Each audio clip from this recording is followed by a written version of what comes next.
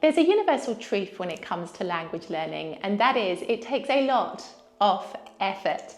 I sit here in a pretty unique position because I am both a student of Italian as well as a teacher of English. So I get to see the whole language learning process from two very different perspectives. And I can honestly tell you, the older you get, especially, the more difficult it becomes to find the time to be able to dedicate to language learning. It's the number one thing that my students tell me, and the number one thing that I used to tell myself, until I realised that actually you just need to be a bit more strategic with the way that you approach the language learning process. And so in today's video, I'm going to share with you 6 language learning switches that you can make to level up your progress. And you can apply this whether you are learning Italian, English, French. It's the same because these principles apply to language learning in general. So let's begin with switch number 1. Switch saying you don't have a lot of time for focusing on small chunks of time. This is a principle that I gleaned from this incredible book right here, Atomic Habits by James Clear. If you're a regular viewer of my channel, you will already be familiar with this book because I have spoken about it before. But the principle that I have taken from this and applied to language learning is that of compound interest. Small, consistent actions every single day on a regular basis compound and produce far greater results than sporadic ones. And this is super important when it comes to language learning because did you know that in a recent study, human beings were found to have the attention span of just 8.25 seconds. That is less than the attention span of a goldfish. So you can understand why outdated methods of spending hours chained to your desk studying just simply don't work anymore. Our brains are no longer wired to be able to take in large quantities of information over a prolonged period of time. You've got to keep your study sessions short, sweet, and fresh. And that is where it plays so beautifully into this particular technique. Now, I know what you're about to say to me, but I just don't have time. As I said at the beginning of this video, it's the number one thing that I hear from my students, and it's what I used to say to myself when I started learning Italian. I don't have the time to do it. But listen, you need to be a bit real with yourself because we do have time, it's just we don't always use it in the best way.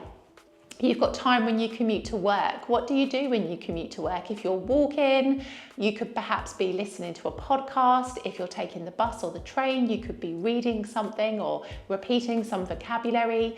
You know, what do you do when you have a break at work? Maybe in that time you could be watching a video or playing a game connected to your language learning. What do you do at breakfast, at lunch? What do you do? Like, this is it. If we're really, really honest, we can find pockets of time in our day that play into this short but sweet and consistent study method. And when I'm talking about short study periods, I'm talking like 15-20 minutes a day because it is those small consistent actions that stack up. If you are able to find 15 to 20 minutes every single day over the course of a week and over the course of a month, you've made rather significant progress. More so than if you just do an hour here and an hour there with no real structure to your learning. And as you know from that study, with our attention spans, you're less likely to retain a lot of information in a 1-hour study session compared to 15 or 20 minutes, where you're more likely to remember what it is you're learning. So I really, really believe in this philosophy. This is a way for us to get rid of that excuse of saying you don't have enough time and instead be more intentional with the time that we do have available to us in our day and concentrating on making our study sessions short but sweet and therefore a lot more effective. Switch watching films and TV series with subtitles for a more interactive experience. Now, you might think it's fun to watch films and TV series with subtitles, but the reality can be somewhat different, particularly if your level of the language is low. Now, this is a technique that I do recommend to my students because it is important to immerse yourself in the language and hear it and see it being used in everyday situations. However, it's not easy to follow along with subtitles, particularly because 9 times out of 10, you're going to come across words, phrases, expressions that you've never heard before. And so you're going to face your first obstacle because then you've got to pause whatever it is you're watching, go and look up that word and phrase, try to remember it, and at the same time also focus on the context and flow of what it is you're watching, it starts to become pretty stressful and feels a little bit like a job. It's not a relaxing experience. Trust me, I know from my own language learning that this can be pretty difficult, especially at the very beginning. So what can you do instead? Well, thankfully, the sponsor of today's video, Lingopie, have been able to create something that is really going to help you with this process. Lingopie have created this incredible Netflix-style platform with hundreds of videos, audiobooks, films, regional television shows, as well as an integration with Netflix so that you can watch your favourite shows on Netflix, all whilst using the tools that Lingopie have to offer. Now, when it comes to the viewing experience, here is where Lingopie takes the stress out of the entire process. So you can watch the video with a choice of dual subtitles. So you have the subtitles in the language that you're learning, as well as the subtitles of the language that you speak. You can choose to have one or the other. You can choose to remove them entirely. But here is where the magic begins. When you're playing the video, if you don't know a word, all you have to do is hover over the word and it will give you the translation immediately, as well as pause the video so that you never need to go through that whole process of trying to look up the word and pause the video all at the same time. Now, if this is a particular word that you don't know very well, all you have to do is click on the plus button and it will be added to your flashcard list. And your flashcard list is something where you can store the words that you learn throughout the audio. And then this way you are able to actually give yourself a fighting chance of remembering what they are. And the really good thing about this is that you can also take a quiz at the end. You will then be able to choose the correct meaning of the word. But this is a great way to make your viewing experience far more interactive than just traditionally watching shows with subtitles, which on their own really don't help you as much as a platform like this does. So if you like the look of Lingopie, click the link below in the show notes. You'll get a 7-day free trial plus 55% off an annual plan using the special link below in the show notes, so go check it out. Switch the fear of making mistakes for one of embracing them. This is something that I personally am guilty of when it comes to speaking in Italian. I will freeze, I will block myself from talking because I am afraid of two things. I'm afraid of making a mistake, but I'm also a little bit anxious that people are going to do the whole cosa like reaction when they don't understand what it is you're saying. And so for this reason, there are many moments where I stay silent. But this is where I'm grateful for this dual perspective that I have when it comes to language learning, because looking at it with my teacher's hat on, I know that I'm holding myself back by behaving this way. And I see so many of my students telling me the same thing. They're scared of making mistakes. They don't speak because they prefer to be perfect. Let's just get a few things clear here. And I'm talking to myself in this moment as much as I'm talking to you. Well, number one, there is no such thing as perfection. Like, we are all going to make mistakes at some point in our lives. Just to give you some peace of mind, even native speakers make mistakes at times and sometimes don't even understand each other, particularly if there are regional accents. So, you know, it's not just you. Secondly, like, we learn from our mistakes. And I think, you know, when we try to be perfect, we are keeping ourselves stuck at the level we're at. Whereas if you speak and you find that you are consistently making the same mistakes, you have the opportunity to course correct, make the adjustments and learn from that, and therefore no longer continue to make that mistake in the future. You have progressed in some way with your language learning. And so that's what I want to encourage you to do. I want you to lose the fear and embarrassment surrounding making mistakes when it comes to speaking in other languages. And I want you instead to embrace the process. Language learning is this. You're going to make mistakes, you're going to learn along the way, but the important thing is that you continue to progress. Don't stagnate because you're waiting to be perfect, because I promise you that day won't come unless you make the mistakes to get there. And also, you've just got to remember that, you know, nobody's perfect, everybody makes mistakes. There is not one human being on this earth who is able to learn something for the first time without ever making an error. So just cut yourself some slack. and, you know, embrace the process a little bit more. It doesn't need to be as daunting or as, you know, embarrassing as you think it might be. Embrace those errors because they are ultimately going to help you to get a lot better at the language you are learning. Switch traditional textbook learning for the use of mnemonic methods. Now, it's long been thought that traditional textbook learning is the way to go when it comes to learning anything, be it a language or a subject at school or university. However, times have changed a little bit, and people find that if they are stuck to their desk, reading a book, looking at long lists of vocabulary, it starts to feel a little bit boring and a bit of a chore. And we all know that when we don't want to do something, we're less likely to, and therefore our motivation just dwindles away. And so this is why you have to be a bit more creative about the techniques that you use when it comes to learning a language. And this is where mnemonic methods come in. These are techniques that are designed to not only help you with the whole memorization process, but also kind of make it a bit more fun. So if you're interested in this, there are a couple of ones that I think you could try. The first being chunking. This is very good, particularly if you have a lot of information that you need to remember. And what you do with chunking is that you break down the information into small bite-sized chunks. So for example, if you're learning some vocabulary and you want to learn the vocabulary for a particular room in your house, let's say the kitchen, and let's say you want to learn all the different parts of the kitchen in Italian. So what you're going to do, rather than writing down all of the words and trying to memorize them and repeat them in this way, you're going to break them down into categories. So you might have a category for utensils, kitchen utensils. You might have a category for kitchen crockery. You might have a category for white goods in the kitchen, and then for furniture.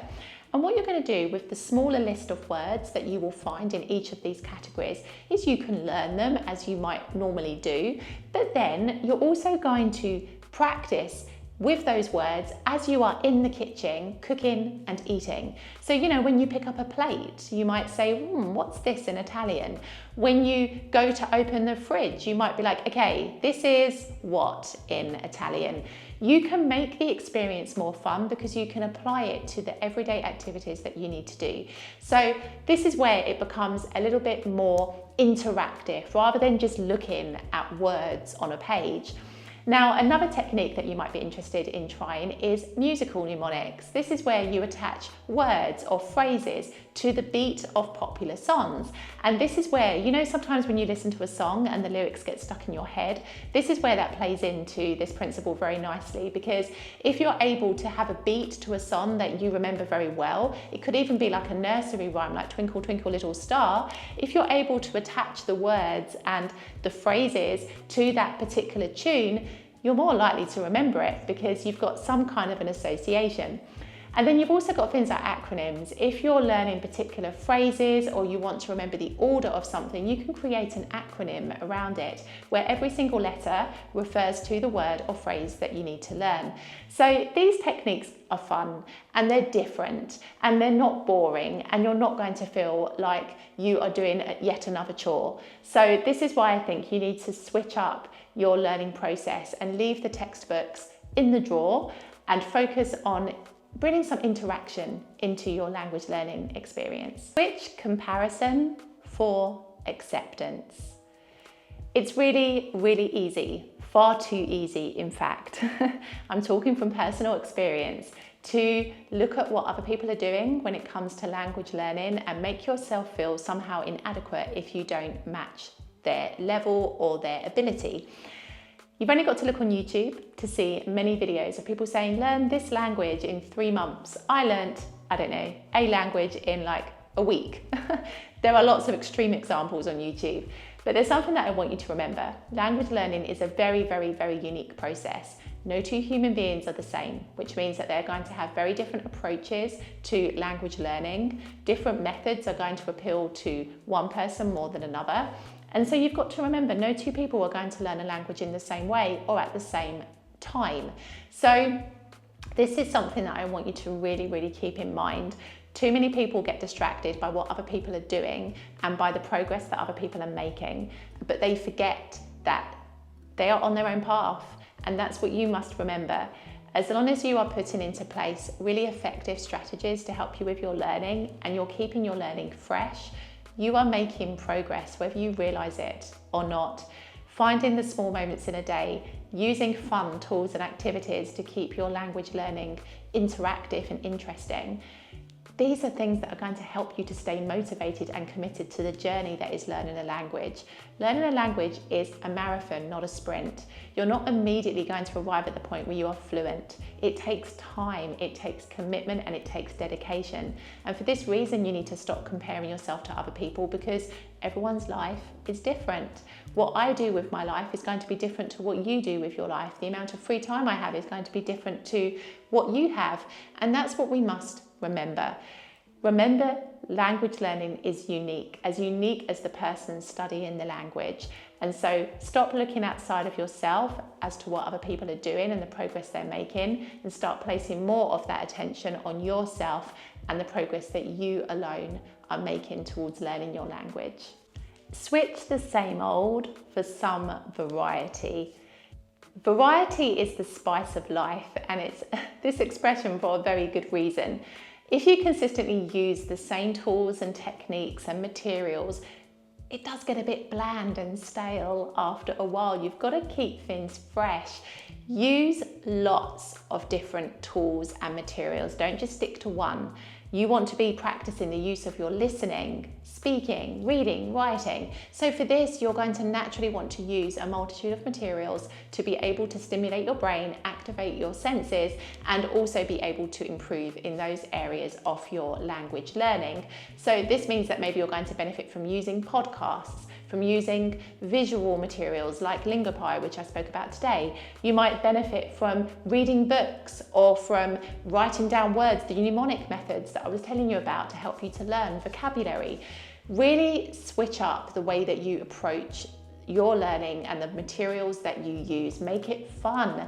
Don't take the fun out of language learning by doing the same old, same old. Make it fun, make it interactive. And most importantly of all, make it something that you want to do, that gives you great pleasure. Because I promise you, when you have this kind of mindset, you are absolutely going to make great progress with whatever you commit yourself to. Like when we feel demotivated, when we are struggling, this is when so many people give up, especially when it comes to language learning. I see it. People feel defeated because they don't feel like they're making the progress. It's simply because they are not approaching it in the right way and they are not using the right tools and techniques to help them with their learning. So make sure that you really pay attention to this. Mix up your study sessions. Focus on a different aspect every day. Focus on using different material every day. Have like a bank of material that you rotate between so that no 2 days are the same, which means that you're more likely to be excited for your next language learning lesson than dreading it. This is all going to help you to improve your language learning, because take it from me, learning a language is not easy. It does take time and dedication, but it is one of the most rewarding things you can do. And especially if you plan to move to Italy, it's actually essential that you start learning Italian, because life here is going to be super, super challenging if you don't. I hope this video has helped you. If you enjoyed this, watch this video right here. Don't forget to check out Lingopie's links below if you want to check out their services, and I will see you in the next video.